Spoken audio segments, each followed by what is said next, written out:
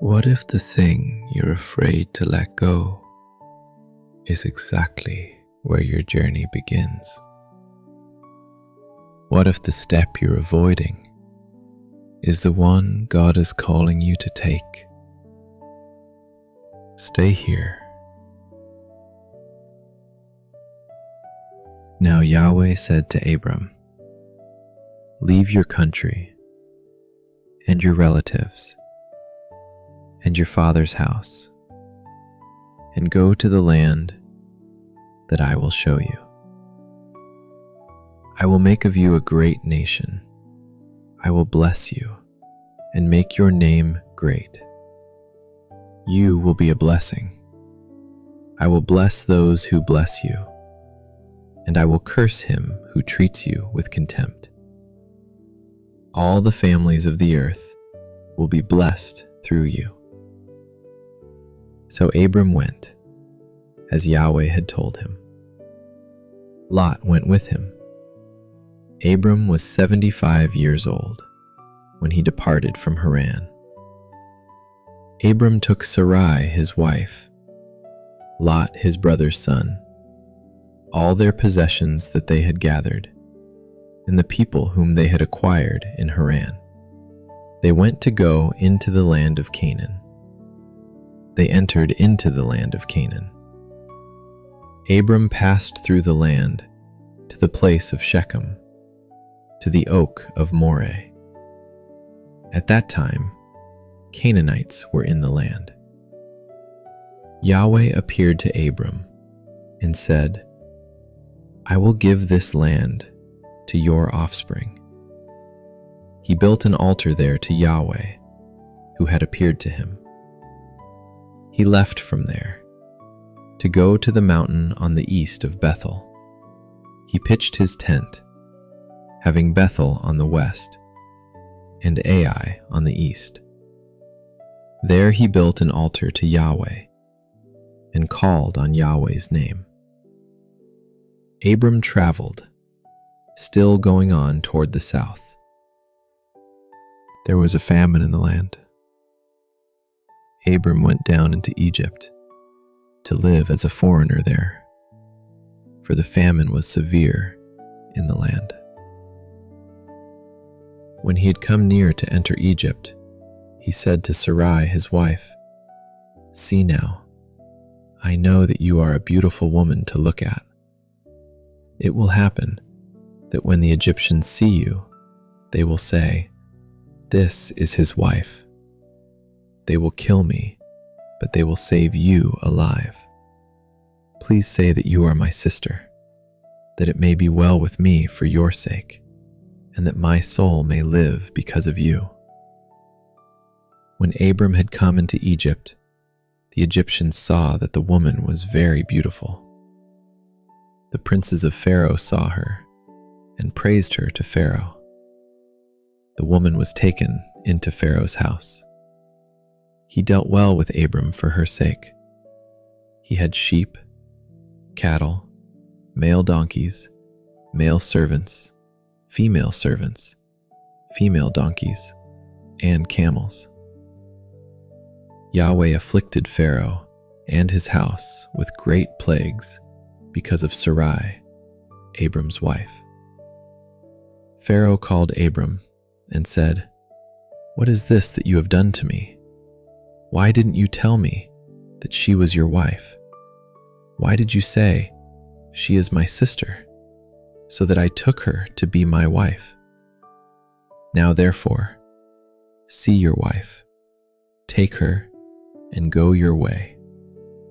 Pharaoh commanded men concerning him, and they escorted him away with his wife and all that he had. Abram went up out of Egypt, he, his wife, all that he had, and Lot with him, into the south. Abram was very rich in livestock, in silver, and in gold. He went on his journeys from the south as far as Bethel, to the place where his tent had been at the beginning, between Bethel and Ai, to the place of the altar which he had made there at the first. There Abram called on Yahweh's name. Lot also, who went with Abram, had flocks, herds, and tents. The land was not able to bear them, that they might live together, for their possessions were so great that they couldn't live together. There was strife between the herdsmen of Abram's livestock and the herdsmen of Lot's livestock. The Canaanites and the Perizzites lived in the land at that time. Abram said to Lot, "Please, let there be no strife between you and me, and between your herdsmen and my herdsmen, for we are relatives. Isn't the whole land before you? Please separate yourself from me. If you go to the left hand, then I will go to the right. Or if you go to the right hand, then I will go to the left." Lot lifted up his eyes and saw all the plain of the Jordan, that it was well watered everywhere, before Yahweh destroyed Sodom and Gomorrah, like the garden of Yahweh, like the land of Egypt, as you go to Zoar. So Lot chose the plain of the Jordan for himself. Lot traveled east, and they separated themselves from one another. Abram lived in the land of Canaan, and Lot lived in the cities of the plain, and moved his tent as far as Sodom.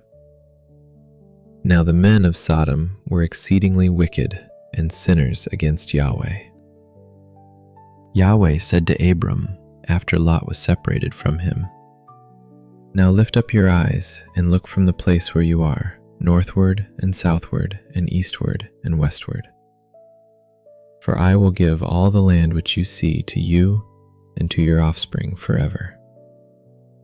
I will make your offspring as the dust of the earth, so that if a man can count the dust of the earth, then your offspring may also be counted. Arise, walk through the land in its length and in its width, for I will give it to you." Abram moved his tent and came and lived by the oaks of Mamre, which are in Hebron, and built an altar there to Yahweh. In the days of Amraphel, king of Shinar, Arioch, king of Elasar, Chedorlaomer, king of Elam, and Tidal, king of Goim, they made war with Bera, king of Sodom, Bersha, king of Gomorrah, Shinab, king of Admah, Shemeber, king of Zeboim, and the king of Bela, also called Zoar. All these joined together in the valley of Siddim, also called the Salt Sea. They served Chedorlaomer for 12 years, and in the 13th year they rebelled.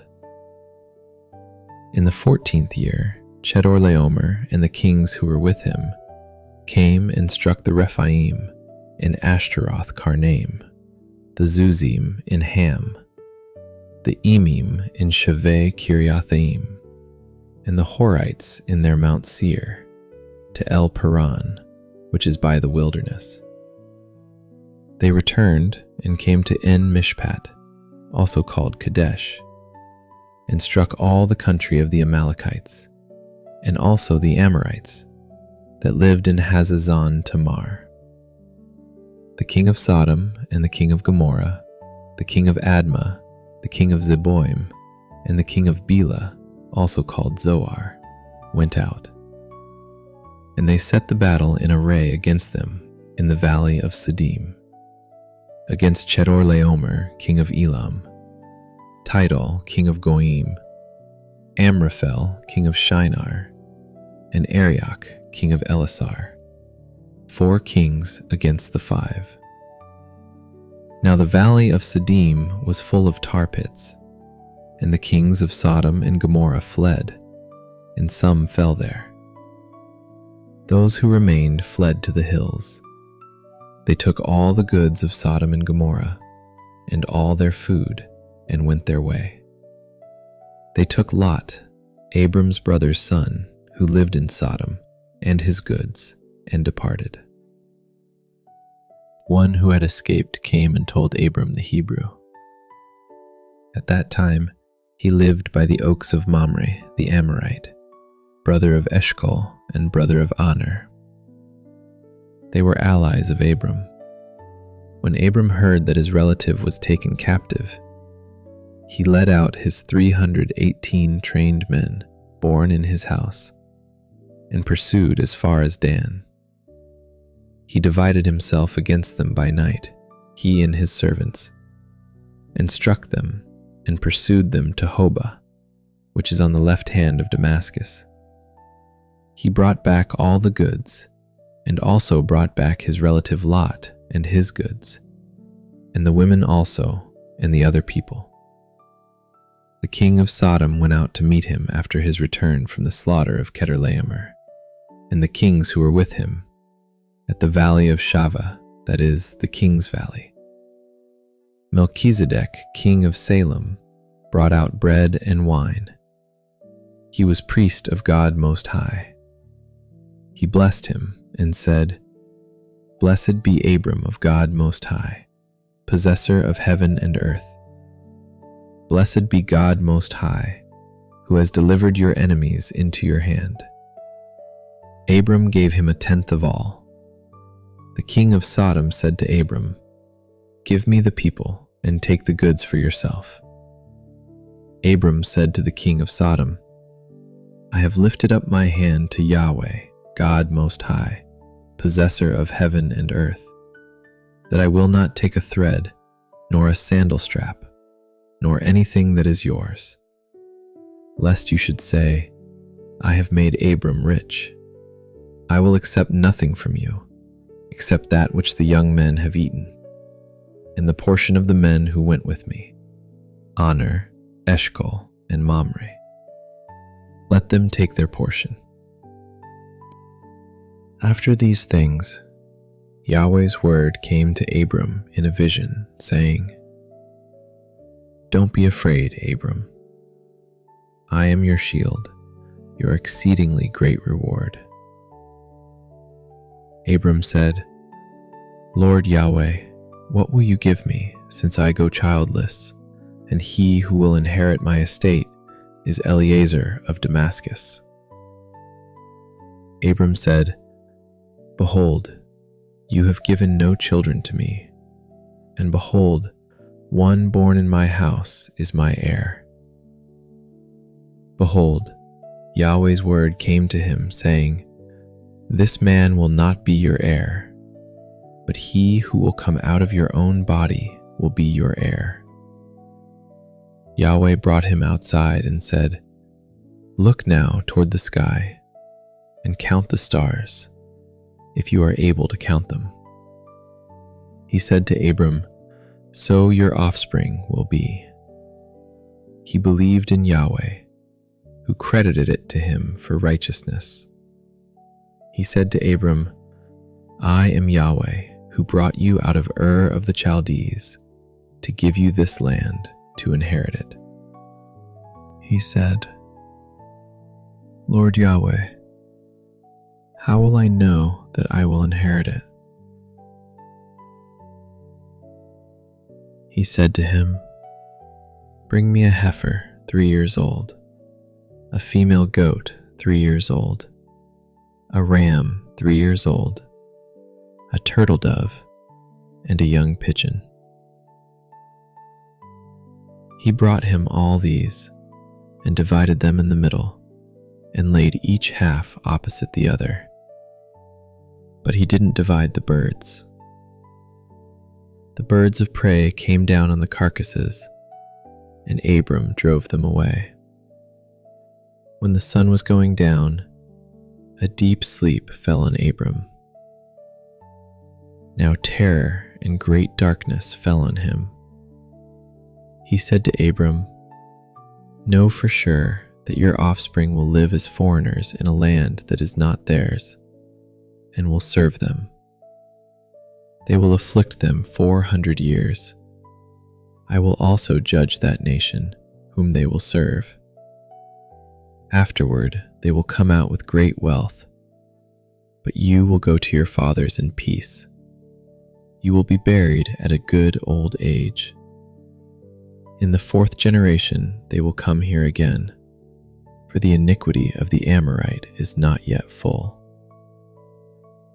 It came to pass that when the sun went down and it was dark, behold, a smoking furnace and a flaming torch passed between these pieces. In that day Yahweh made a covenant with Abram, saying, I have given this land to your offspring, from the river of Egypt to the great river, the river Euphrates, the land of the Kenites, the Kenizzites, the Cadmonites, the Hittites, the Perizzites, the Rephaim, the Amorites, the Canaanites, the Girgashites, and the Jebusites. Now Sarai, Abram's wife, bore him no children. She had a servant, an Egyptian, whose name was Hagar. Sarai said to Abram, See now, Yahweh has restrained me from bearing. Please go in to my servant. It may be that I will obtain children by her. Abram listened to the voice of Sarai. Sarai, Abram's wife, took Hagar the Egyptian, her servant, after Abram had lived 10 years in the land of Canaan, and gave her to Abram, her husband, to be his wife. He went in to Hagar, and she conceived. When she saw that she had conceived, her mistress was despised in her eyes. Sarai said to Abram, This wrong is your fault. I gave my servant into your bosom, and when she saw that she had conceived, she despised me. May Yahweh judge between me and you.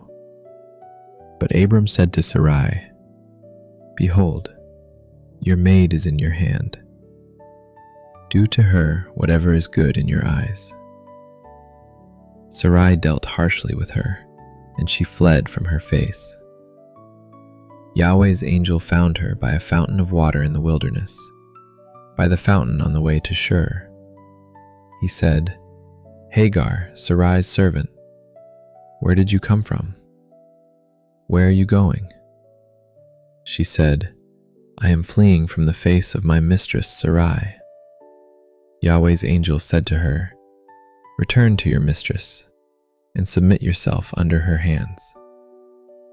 Yahweh's angel said to her, I will greatly multiply your offspring, that they will not be counted for multitude.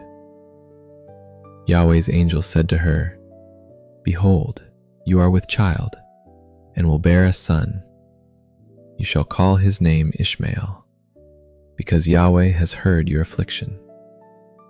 He will be like a wild donkey among men.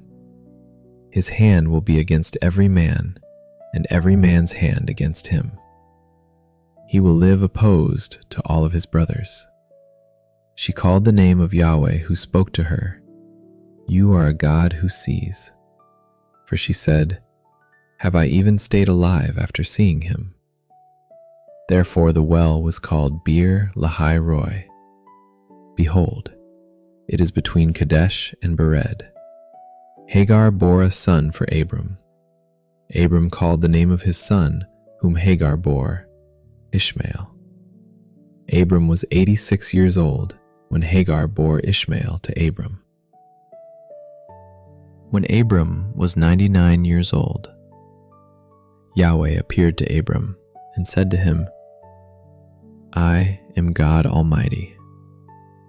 Walk before me and be blameless. I will make my covenant between me and you, and will multiply you exceedingly.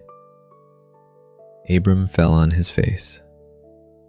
God talked with him, saying, As for me, behold, my covenant is with you.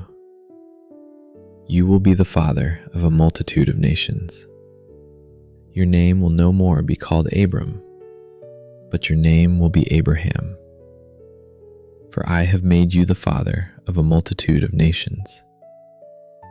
I will make you exceedingly fruitful, and I will make nations of you. Kings will come out of you, I will establish my covenant between me and you and your offspring after you, throughout their generations, for an everlasting covenant, to be a God to you and to your offspring after you. I will give to you and to your offspring after you the land where you are traveling, all the land of Canaan, for an everlasting possession. I will be their God. God said to Abraham, "As for you, you shall keep my covenant, you and your offspring after you, throughout their generations. This is my covenant which you shall keep, between me and you and your offspring after you.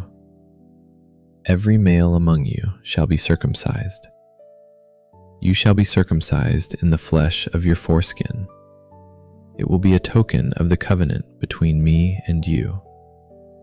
He who is 8 days old shall be circumcised among you, every male throughout your generations.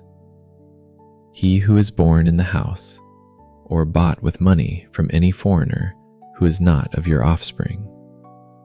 He who is born in your house, and he who is bought with your money, must be circumcised. My covenant shall be in your flesh for an everlasting covenant. The uncircumcised male who is not circumcised in the flesh of his foreskin, that soul shall be cut off from his people. He has broken my covenant." God said to Abraham, "As for Sarai your wife, you shall not call her name Sarai, but her name shall be Sarah. I will bless her, and moreover, I will give you a son by her. Yes, I will bless her, and she will be a mother of nations. Kings of peoples will come from her." Then Abraham fell on his face and laughed, and said in his heart, "Will a child be born to him who is 100 years old? Will Sarah, who is 90 years old, give birth?" Abraham said to God, "Oh, that Ishmael might live before you."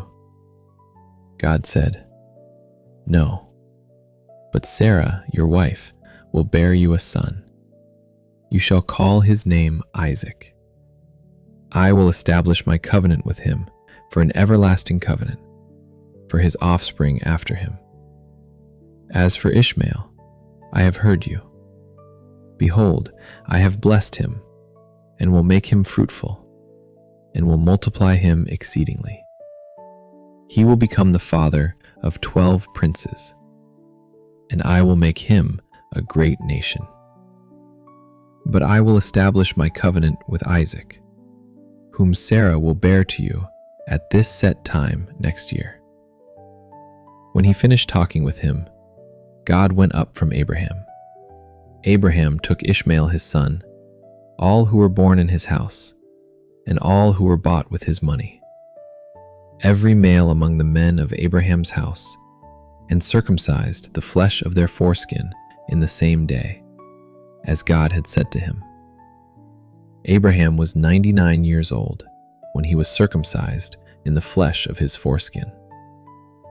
Ishmael, his son, was 13 years old when he was circumcised in the flesh of his foreskin. In the same day, both Abraham and Ishmael, his son, were circumcised. All the men of his house, those born in the house, and those bought with money from a foreigner, were circumcised with him. Yahweh appeared to him by the oaks of Mamre, as he sat in the tent door in the heat of the day. He lifted up his eyes and looked, and saw that 3 men stood near him. When he saw them, he ran to meet them from the tent door and bowed himself to the earth, and said, "My Lord, if now I have found favor in your sight, please don't go away from your servant. Now let a little water be fetched, wash your feet, and rest yourselves under the tree. I will get a piece of bread so you can refresh your heart. After that you may go your way, now that you have come to your servant." They said, "Very well, do as you have said." Abraham hurried into the tent to Sarah and said, "Quickly, prepare 3 seahs of fine meal, knead it, and make cakes." Abraham ran to the herd and fetched a tender and good calf and gave it to the servant. He hurried to dress it. He took butter, milk, and the calf which he had dressed and set it before them. He stood by them under the tree, and they ate. They asked him, "Where is Sarah, your wife?" He said, "There, in the tent." He said, "I will certainly return to you at about this time next year, and behold, Sarah your wife will have a son." Sarah heard in the tent door, which was behind him. Now Abraham and Sarah were old, well advanced in age. Sarah had passed the age of childbearing. Sarah laughed within herself, saying, "After I have grown old will I have pleasure, my Lord being old also?" Yahweh said to Abraham, "Why did Sarah laugh, saying, 'Will I really bear a child when I am old?' Is anything too hard for Yahweh? At the set time I will return to you, when the season comes around, and Sarah will have a son." Then Sarah denied it, saying, "I didn't laugh," for she was afraid. He said, "No, but you did laugh." The men rose up from there and looked toward Sodom. Abraham went with them to see them on their way. Yahweh said, "Will I hide from Abraham what I do? Since Abraham will surely become a great and mighty nation, and all the nations of the earth will be blessed in him. For I have known him, to the end that he may command his children and his household after him, that they may keep the way of Yahweh, to do righteousness and justice, to the end that Yahweh may bring on Abraham that which he has spoken of him."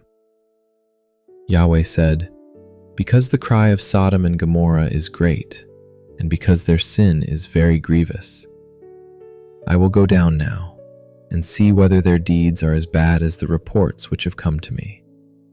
If not, I will know." The men turned from there and went toward Sodom, but Abraham stood yet before Yahweh. Abraham came near and said, "Will you consume the righteous with the wicked? What if there are 50 righteous within the city? Will you consume and not spare the place for the 50 righteous who are in it?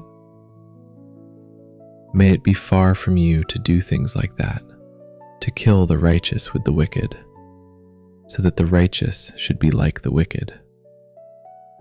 May that be far from you. Shouldn't the judge of all the earth do right?" Yahweh said, "If I find in Sodom 50 righteous within the city, then I will spare the whole place for their sake." Abraham answered, "See now, I have taken it on myself to speak to the Lord, although I am dust and ashes. What if there will lack 5 of the 50 righteous? Will you destroy all the city for lack of 5? He said, "I will not destroy it if I find 45 there." He spoke to him yet again and said, "What if there are 40 found there?" He said, "I will not do it for the 40's sake." He said, "Oh, don't let the Lord be angry, and I will speak. What if there are 30 found there?"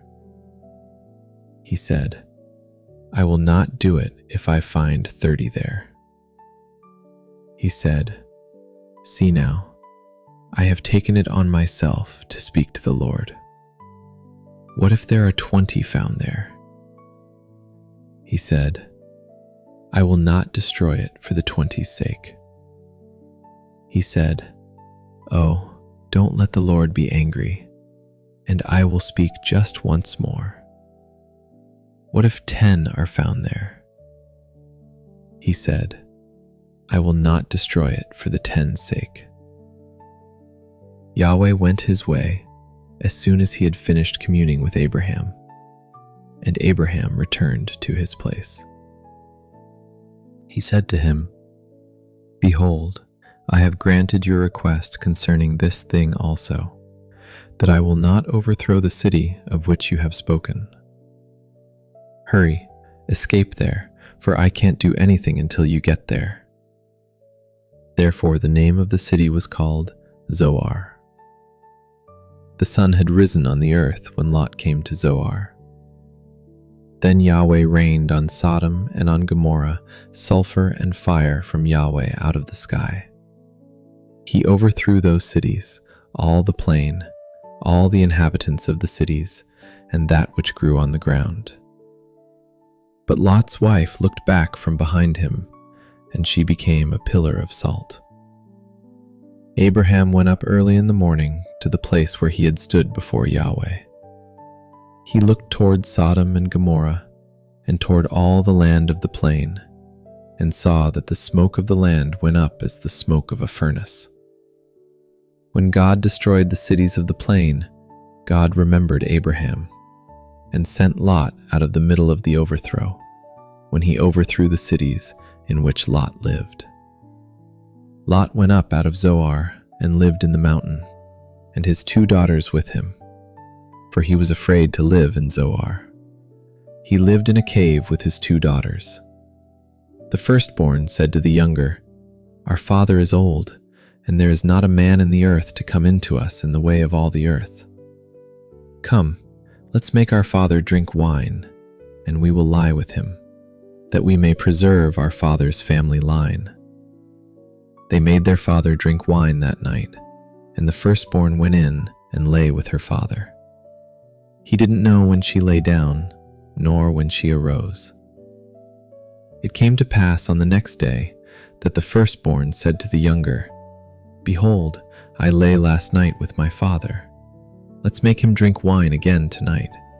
You go in and lie with him, that we may preserve our father's family line." They made their father drink wine that night also. The younger went and lay with him.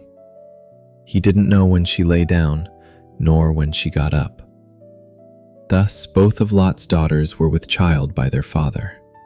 The firstborn bore a son and named him Moab. He is the father of the Moabites to this day. The younger also bore a son and called his name Ben-Ami. He is the father of the children of Ammon to this day. Abraham traveled from there toward the land of the south, and lived between Kadesh and Shur. He lived as a foreigner in Gerar. Abraham said about Sarah his wife, "She is my sister." Abimelech king of Gerar sent and took Sarah. But God came to Abimelech in a dream of the night and said to him, "Behold, you are a dead man, because of the woman whom you have taken, for she is a man's wife." Now Abimelech had not come near her. He said, "Lord, will you kill even a righteous nation? Didn't he tell me, 'She is my sister'?" She, even she herself, said, "He is my brother." I have done this in the integrity of my heart and the innocence of my hands. God said to him in the dream, "Yes, I know that in the integrity of your heart you have done this, and I also withheld you from sinning against me. Therefore I didn't allow you to touch her.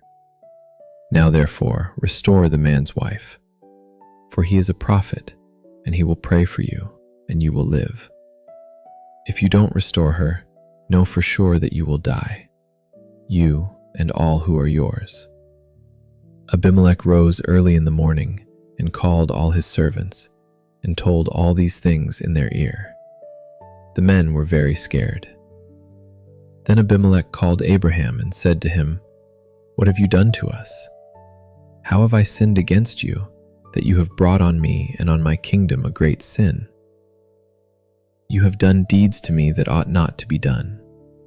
Abimelech said to Abraham, "What did you see that you have done this thing?" Abraham said, "Because I thought, surely the fear of God is not in this place. They will kill me for my wife's sake. Besides, She is indeed my sister, the daughter of my father, but not the daughter of my mother, and she became my wife.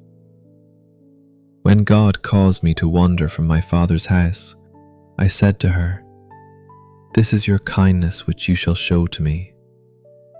Everywhere that we go, say of me, he is my brother.' Abimelech took sheep and cattle, male servants and female servants, and gave them to Abraham, and restored Sarah his wife to him. Abimelech said, 'Behold, my land is before you. Dwell where it pleases you.'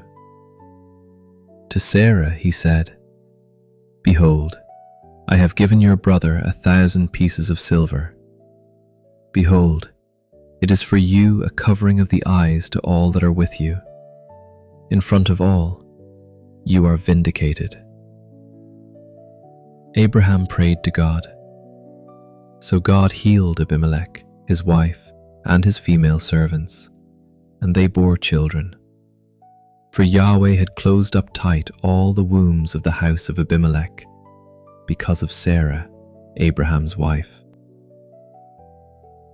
Yahweh visited Sarah as he had said, and Yahweh did to Sarah as he had spoken. Sarah conceived and bore Abraham a son in his old age, at the set time of which God had spoken to him. Abraham called his son who was born to him, whom Sarah bore to him, Isaac. Abraham circumcised his son Isaac when he was 8 days old, as God had commanded him.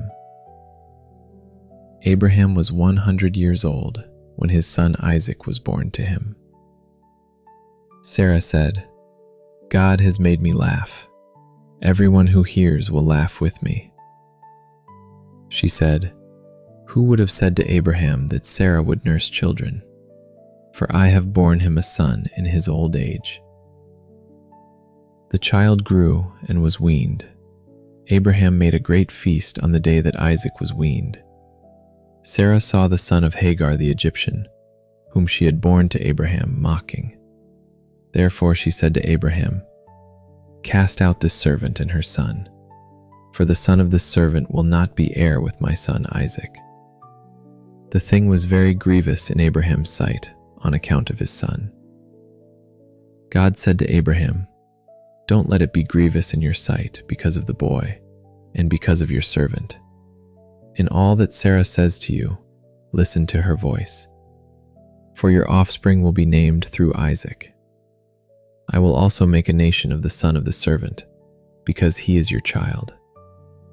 Abraham rose up early in the morning and took bread and a container of water and gave it to Hagar, putting it on her shoulder, and gave her the child and sent her away. She departed and wandered in the wilderness of Beersheba. The water in the container was spent, and she put the child under one of the shrubs. She went and sat down opposite him, a good way off, about a bow shot away. For she said, "Don't let me see the death of the child." She sat opposite him and lifted up her voice and wept. God heard the voice of the boy. The angel of God called to Hagar out of the sky and said to her, "What troubles you, Hagar? Don't be afraid, for God has heard the voice of the boy where he is. Get up, lift up the boy, and hold him with your hand, for I will make him a great nation." God opened her eyes, and she saw a well of water. She went, filled the container with water, and gave the boy a drink. God was with the boy, and he grew. He lived in the wilderness, and as he grew up, he became an archer. He lived in the wilderness of Paran. His mother got a wife for him out of the land of Egypt. At that time, Abimelech and Phicol, the captain of his army, spoke to Abraham, saying, "God is with you in all that you do. Now, therefore, swear to me here by God that you will not deal falsely with me, nor with my son, nor with my son's son. But according to the kindness that I have done to you, you shall do to me, and to the land in which you have lived as a foreigner." Abraham said, "I will swear." Abraham complained to Abimelech because of a water well, which Abimelech's servants had violently taken away. Abimelech said, "I don't know who has done this thing. You didn't tell me, and I didn't hear of it until today." Abraham took sheep and cattle and gave them to Abimelech. Those two made a covenant. Abraham set 7 ewe lambs of the flock by themselves. Abimelech said to Abraham, "What do these 7 ewe lambs which you have set by themselves mean?" He said, "You shall take these 7 ewe lambs from my hand, that it may be a witness to me that I have dug this well." Therefore he called that place Beersheba, because they both swore an oath there. So they made a covenant at Beersheba. Abimelech rose up with Phicol, the captain of his army, and they returned into the land of the Philistines. Abraham planted a tamarisk tree in Beersheba, and there he called on the name of Yahweh, the everlasting God. Abraham lived as a foreigner in the land of the Philistines many days. After these things, God tested Abraham and said to him, "Abraham." He said, "Here I am." He said, "Now take your son, your only son Isaac, whom you love, and go into the land of Moriah. Offer him there as a burnt offering on one of the mountains which I will tell you of." Abraham rose early in the morning and saddled his donkey, and took 2 of his young men with him and Isaac his son. He split the wood for the burnt offering and rose up and went to the place of which God had told him. On the 3rd day, Abraham lifted up his eyes and saw the place far off. Abraham said to his young men, "Stay here with the donkey. The boy and I will go over there. We will worship and come back to you." Abraham took the wood of the burnt offering and laid it on Isaac his son. He took in his hand the fire and the knife. They both went together. Isaac spoke to Abraham his father and said, "My father?" He said, "Here I am, my son." He said, "Here is the fire and the wood, but where is the lamb for a burnt offering?"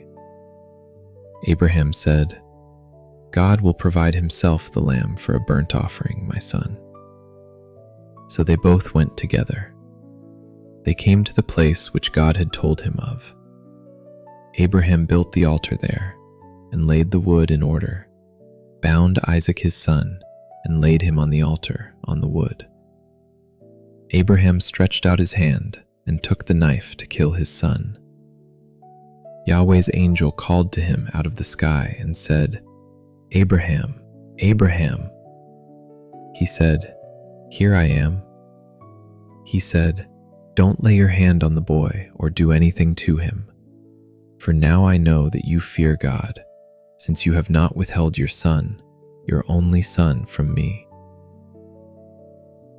Abraham lifted up his eyes and looked, and saw that behind him was a ram caught in the thicket by his horns.